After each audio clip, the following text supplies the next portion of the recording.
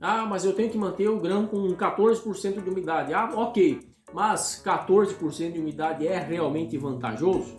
Se a gente colocar na ponta do lápis o que eu corro o risco de perder de grãos, mantendo um teor de umidade de 14%, quando eu sei que eu tenho uma deficiência, uma dificuldade muito grande de promover resfriamento, será que a minha chance de perder grãos na armazenagem com 14% não é muito maior do que de repente eu secar esse grão de repente para 12, para 11? Será que o meu prejuízo secando o grão para 11, 12% vai ser maior do que o risco que eu corro e as perdas que eu posso ter tentando insistir em manter um teor de umidade de 14, quando eu não tenho condições de resfriamento? Eu vou manter esse grão quente com teor de umidade alto, vou manter ele suscetível ao ataque de fungos, insetos, pragas e todo tipo de problema. Então essa é uma conta que a gente precisa fazer, é uma coisa que a gente precisa levar em conta. A nossa condição climática a gente não vai conseguir mudar. A fisiologia do grão a gente também não vai conseguir mudar, mas a nossa estratégia de armazenagem sim, a gente pode mudar e a gente deve mudar isso e deve buscar fazer da melhor forma para que o nosso prejuízo seja o menor possível. Não é possível a gente pensar que a gente vai perder 5% da nossa armazenagem no ano e achar, no nosso ciclo de safra, e achar que está tudo bem. Outro dia eu fiz uma publicação no LinkedIn aí, e eu coloquei lá, olha, o Brasil vai perder 11 milhões de toneladas na safra desse ano. Isso é um a cada 20 silos o Brasil vai perder. Alguém comentou, nossa, mas 1 a cada 20 silos, como é que tu fala um negócio desse? É corajoso falar isso, mas é matemática. São a média aí de 5%. Então você faz a conta. A gente precisa buscar adequar a nossa armazenagem de grãos, a forma como a gente faz o manejo, à nossa condição de clima. Não adianta a gente querer insistir em um teor de umidade de um padrão X ou porque o mercado convencionou assim, se a nossa condição de clima não é favorável a isso. Então, perdeu ano passado, perdeu no ano anterior e vai perder esse ano de novo. Então, uma vez que a fisiologia do grão não muda, que o clima não muda, o que precisa mudar é a minha estratégia. Isso são números, tá?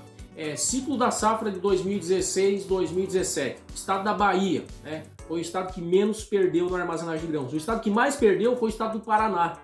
Tá? E o que acontece? Vai traçar esses índices de perdas com a condição climática. O estado da Bahia que teve a menor média de umidade relativa média mais baixa, entre os estados ali que foram pesquisados. O Paraná apresentou umidade relativa ambiente média mais elevada.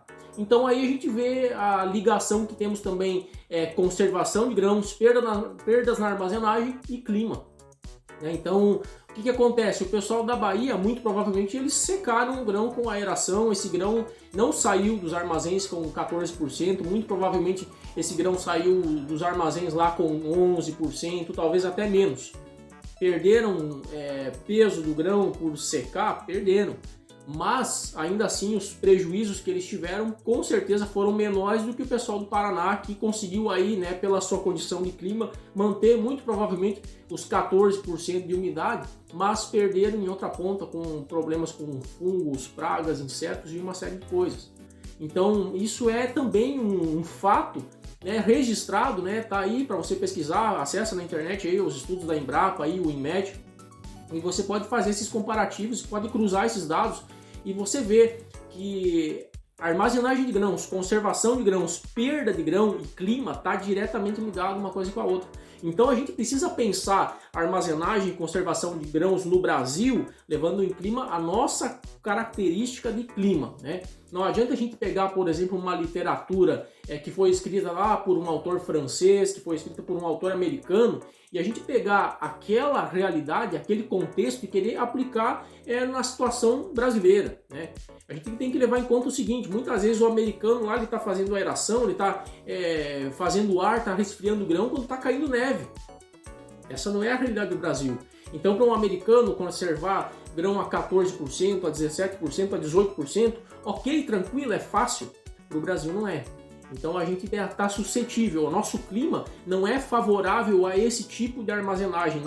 Para a gente conservar grão no Brasil, precisa ser grão seco.